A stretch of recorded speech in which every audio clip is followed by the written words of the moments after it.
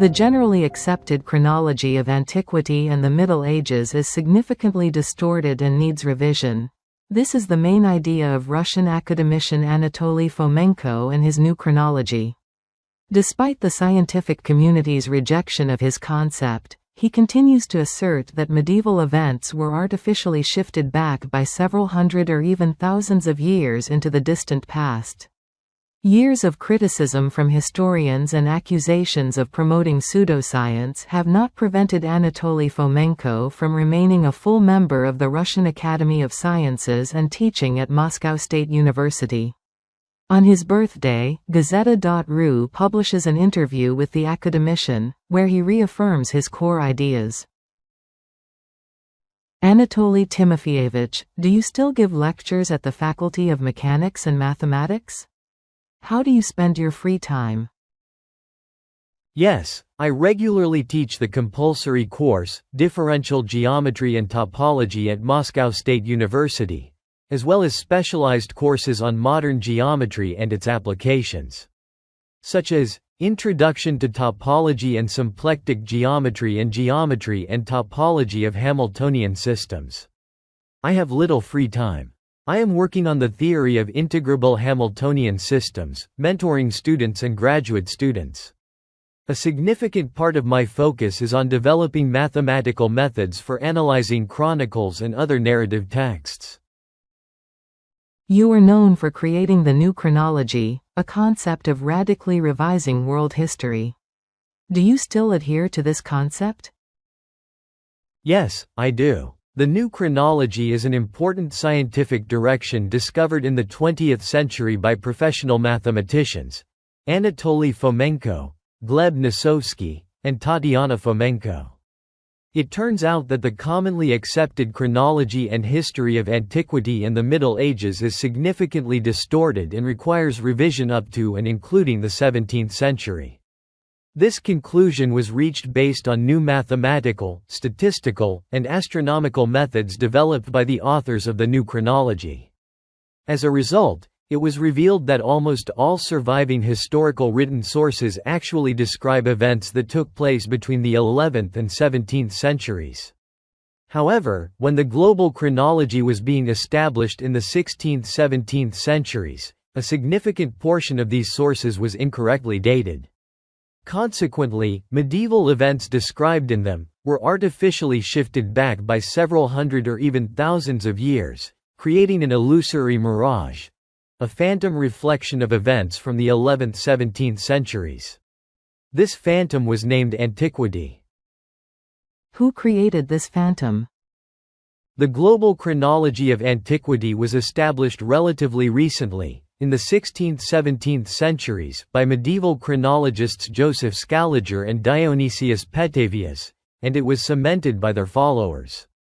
In the foundational works of Scaliger and Petavius, the chronology of antiquity is presented as a table without any scientific justification. Its basis was declared to be church tradition, but its origins cannot be traced back earlier than the 16th century. Chronology, as the art of calculating dates, is essentially a branch of applied mathematics. So, were Scaliger and Petavius mathematicians? They considered themselves mathematicians, but the problem is that, at that time, mathematical and astronomical methods were still quite crude and imperfect. This led to major errors in Scaliger's version of chronology. Only in our time have mathematics and astronomy advanced enough to allow the development of new, objective methods for confidently dating ancient events. As a result, in Scaliger-Petavius's version, we uncovered erroneous shifts in true dates, pushing them hundreds or even thousands of years into the distant past. It is important to understand that chronology is the backbone of all ancient history. Changing its backbone radically alters the entire structure of history. Changing dates changes everything. Our new chronology significantly affects our understanding of antiquity. It turns out that humanity's written history begins only in the 10th–11th centuries. As is well known, the new chronology has been rejected by the scientific community. From your perspective, what exactly do those who reject it fail to understand? The new chronology has not been rejected. The scientific community is not monolithic. Many aggressively oppose the new chronology, but there are modern scholars who actively support and develop certain aspects of it. For example, our official website, New Chronology, provides information on this topic. Moreover, doubts about the accuracy of Scaliger's chronology, created in the 16th century and forming the basis of modern history textbooks, did not arise just today. When did they arise? These doubts emerged immediately after Scaliger's chronology was published and forcibly introduced into public consciousness. In the 16th century, Professor de Arcia of the University of Salamanca opposed Scaliger's chronology. Later, Jesuit historian and archaeologist Jean Hardouin also challenged it, as did the renowned scientist Isaac Newton.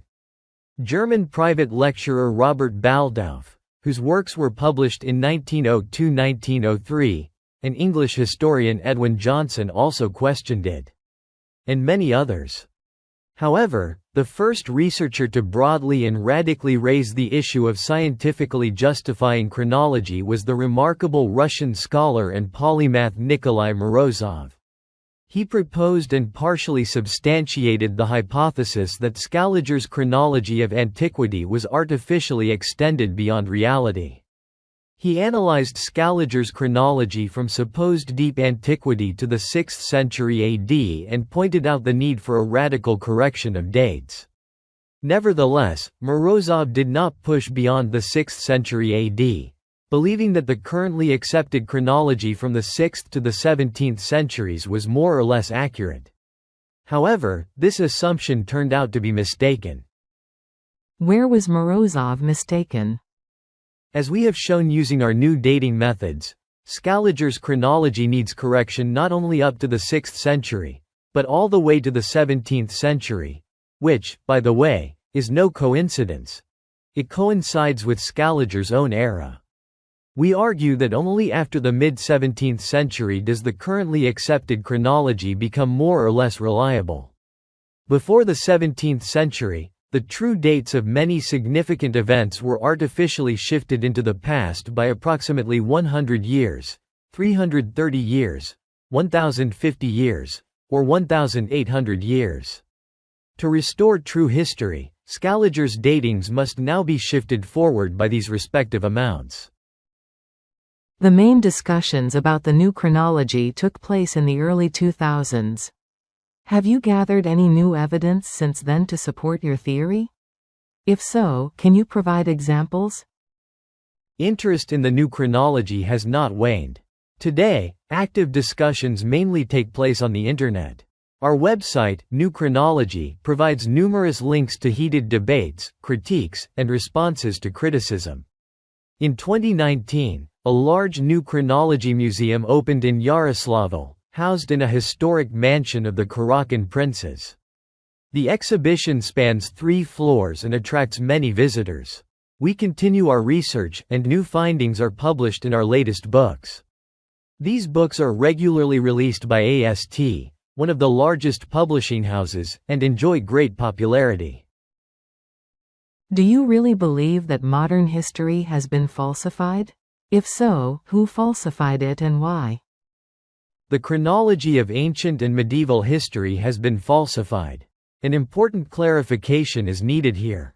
We do not share the view of some scholars who claim that all ancient literature was simply fabricated in the Middle Ages. That idea is deeply incorrect. The version of history we know today was not invented from scratch. We argue that the major ancient authors, Herodotus, Livy, Homer, Xenophon, actually described real events from the 12th–17th centuries. Their texts are not fictional fabrications, they genuinely attempted to document the past. However, these texts were later subjected to biased editing and censorship in the 17th–18th centuries. The censors of the Reformation era edited these authors to fit a particular narrative. One of their primary actions was introducing Scaliger's incorrect dates, artificially pushing the events described by ancient writers deep into the past.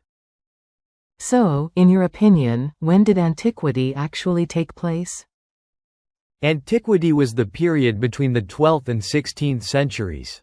Therefore, when reading ancient authors today, one must constantly ask, when and where did these events actually take place? The events themselves were real, but as it turns out, they often occurred much later than traditionally believed, sometime between the 10th and 17th centuries, and often in completely different geographic locations than currently assumed. Why did the censors edit history? And what do you mean by fitting a particular narrative? The goal of the censors was to create a new model of the ancient world, radically altering our perception of the past. The reasons behind this effort are crucial, and we have uncovered them in our research. We explain them in detail in our books. One of the main motives was the desire to erase the history of a vast empire that existed between the 13th and 16th centuries, an empire that spanned Eurasia, Europe, parts of Africa, and even the Americas. This empire was later fragmented in the early 17th century due to the upheaval of the Reformation. Today, we know this empire under many different names, such as the Ancient Roman Empire, the Empire of Charlemagne, the Empire of Charles V, the Holy Roman Empire of the German nation, the Arab Caliphate, the Habsburg Empire, the Mongol Empire. All of these were, in fact, different names for the same empire, which collapsed in the early 17th century. At the end of the 16th century, the time of troubles began in the empire. The Western European governors openly separated from the center, the Russian metropolis. The rebellion grew and reached an unprecedented scale. The empire fractured. To justify their claims to the seized power in the empire's provinces, the usurpers rebels in Western Europe and the Romanov usurpers in Russia, the former metropolis, rewrote history. The Great, i.e. Mongol Empire, was deliberately erased from chronicles, and many important events were intentionally pushed far into the past. It was precisely for this purpose that the false Scaligerian chronology was created, artificially extending the dates of many events from the 14th–16th centuries. So, in your view, this was a way to eliminate imperial ambitions? The very imperial idea began to be condemned as chauvinistic. Russia, in particular, was constantly suspected of attempts to restore the empire. Turkey was also disliked. This process is familiar to us from recent history, with the aggressive and rebellious collapse of the USSR, an analogous split with similar consequences. For example, Arabs came to believe they had their own Arab empire. On paper, the Germans were granted their own Holy Roman Empire. The Chinese had their own Celestial Empire. The Italians, their Roman Empire. And so on. These empires were supposedly entirely different, existing in various historical eras. Thus, a single great empire was multiplied on paper, into several local small empires. The order to rewrite ancient and recent history in a particular way served purely political purposes, which were crucial both for Western European reformers and their protégés in Russia, the Romanovs. This explains the coordinated historical falsification, which unfolded as a practically unified program across different countries. Is it true that you critically assess the accuracy of radiocarbon dating? What exactly earned this method your disapproval? The radiocarbon method, in its current state, has an accuracy of plus or minus 1,000 to 2,000 years for samples estimated to be no more than 1,000 years old. Therefore, it is currently unsuitable for dating historical samples younger than 2,000 years. In other words, the method can say little about the chronology of events from the last 2 millennia. The radiocarbon method requires at least a new independent calibration, without relying on the erroneous Scaligerian chronology. Other physical dating methods are even cruder and, consequently, currently cannot provide reliable dating for objects up to 2,000 years old.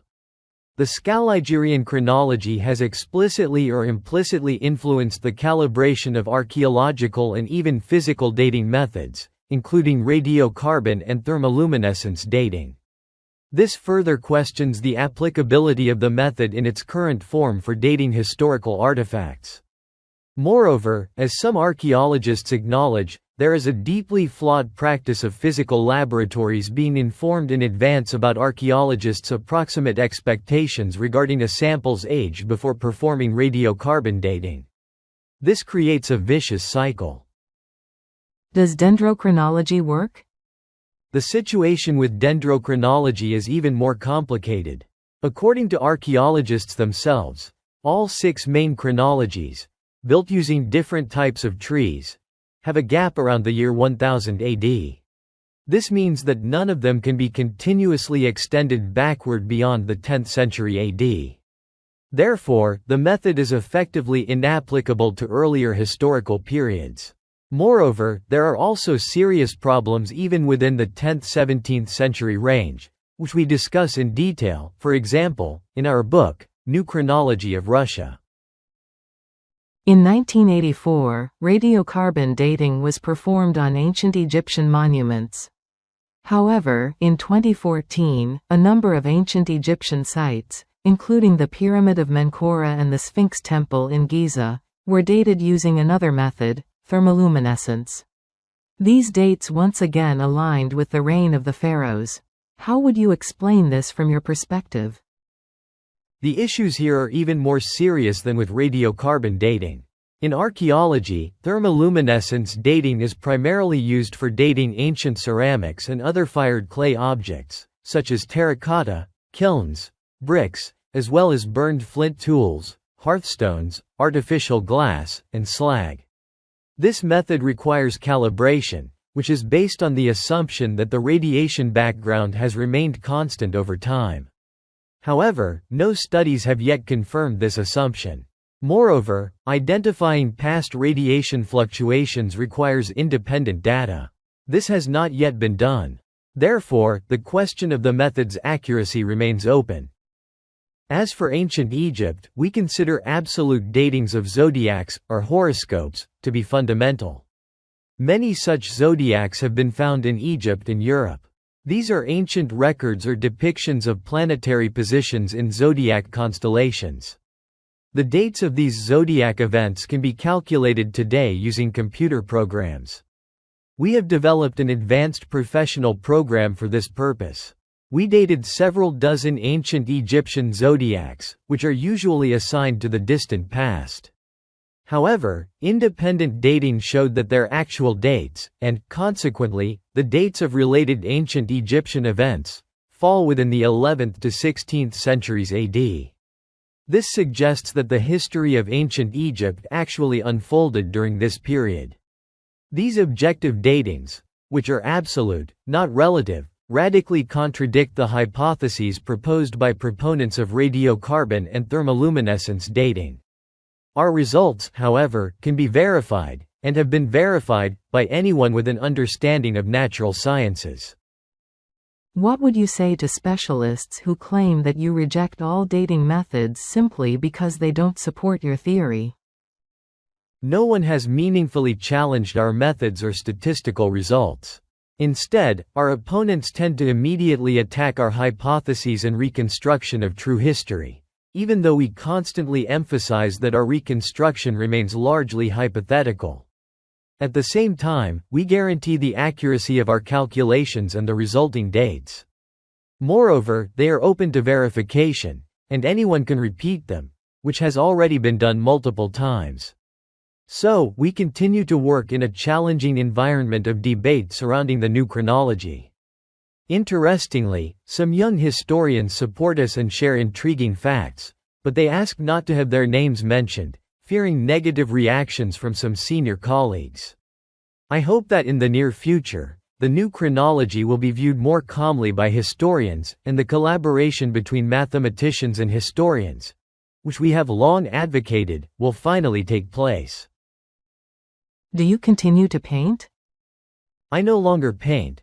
That period ended long ago, as I have many other tasks and responsibilities now. However, my final album, Mathematics, Myth, and the Master and Margarita in 199 Paintings, was recently published by the well-known publishing house, Editorial URSS. It includes 199 of my paintings, featuring my main graphic and pictorial works. Many of them have been used as illustrations in books by other authors. There have been over 100 exhibitions of my work, both in Russia and abroad.